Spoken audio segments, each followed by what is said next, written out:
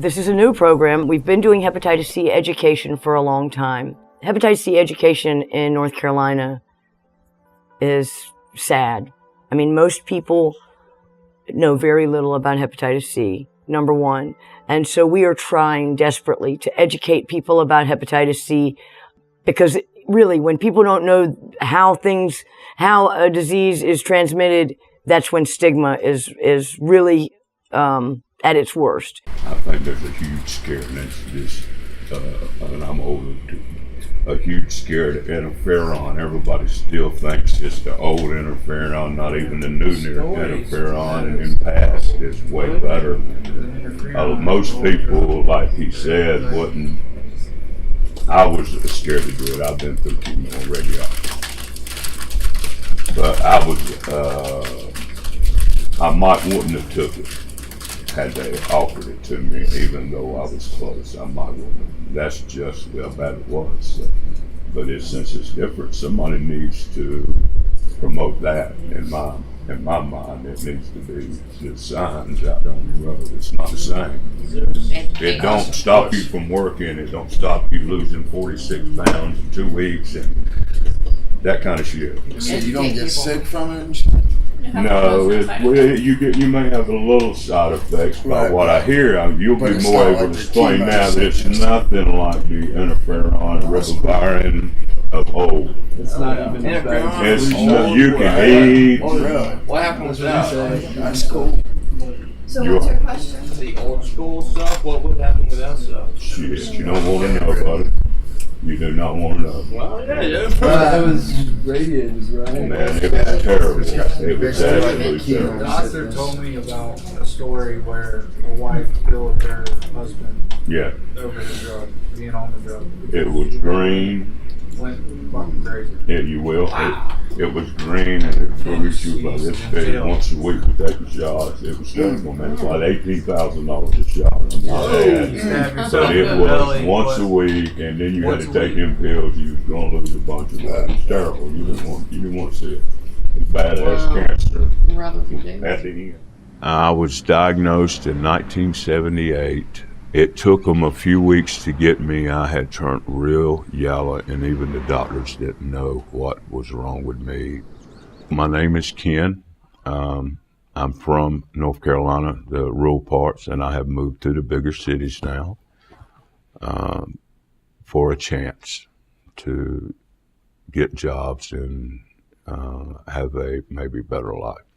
They did not know that disease was like that. I was told afterwards that I couldn't go to malls or the stores, schools, church, anything other people were for at least 6 months. And that same day, the health department called me and said the same, came along with the same message. It was a little bit scary for me, a lot scary, in fact, at that time, because I wasn't but 15.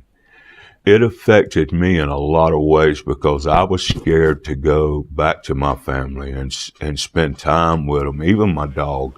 I was scared for them because I thought I was bad. And when I actually did contact it, they actually told me I was dying, that I probably would die in a few days because I had been so sick. So North Carolina has long been a state that didn't recognize syringe exchange and didn't have it. And all you really have to do is look at one of those maps with the red dots on it, and the South is just lit up. I mean, our disease rates are sky high.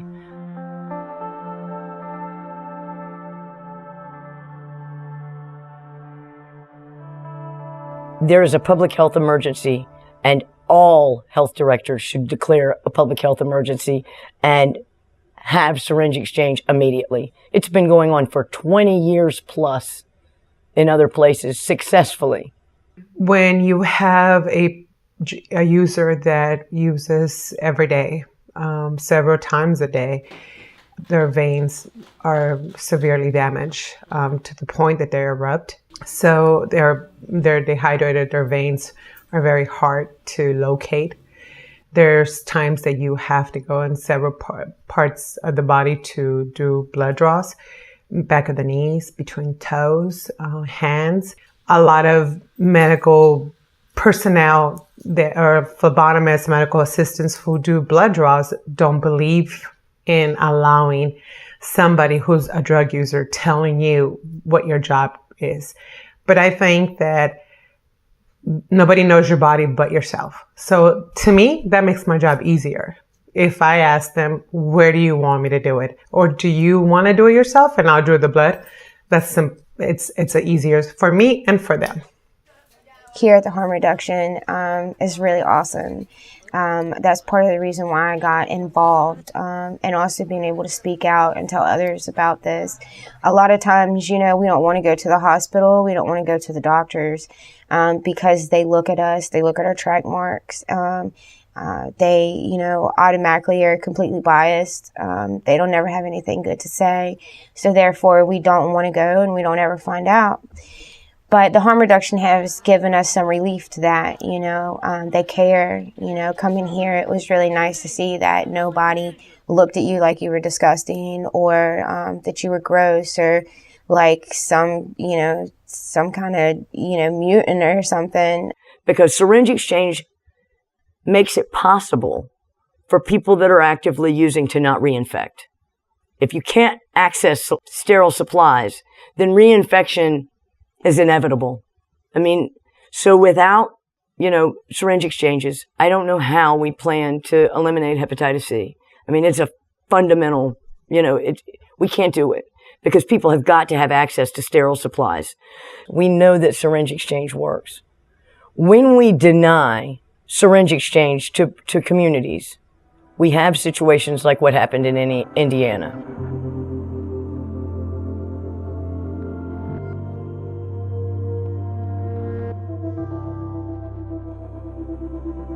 I have no idea to live in your cooker, spoons, cottons, nothing like that, because before 5 of us using the same cooker, and just share, we go get a gram and just get a little bit. And I never knew that. I knew it could in the syringes. I always took care of that since I had hepatitis C.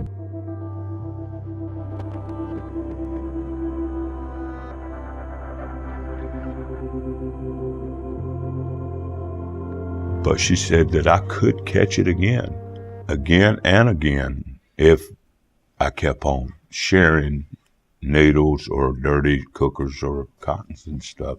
And that's the best part about the needle exchange right there. That is absolutely the best part. When we have this kind of information and we fail to act, what does that make us? Whose fault is it really when someone gets hepatitis C? While you're fighting about this, people are dying. While we're bickering about whether it's right or good, when we know it works, does that not make it right or good? You can't be scared. They need to get tested. It's okay, it's treatable, but it can't be treated if you don't know. And you don't have to tell anybody. You can just come to the places like the harm reduction and have people here who are supportive. You can't be treated, nor can you get the help if you don't reach out to somebody. And I think that you just have to have some faith that it's going to be okay. And I definitely, promote, because I was scared too. But I can never be okay if I don't know. So I definitely say just reach out, take that leap of faith.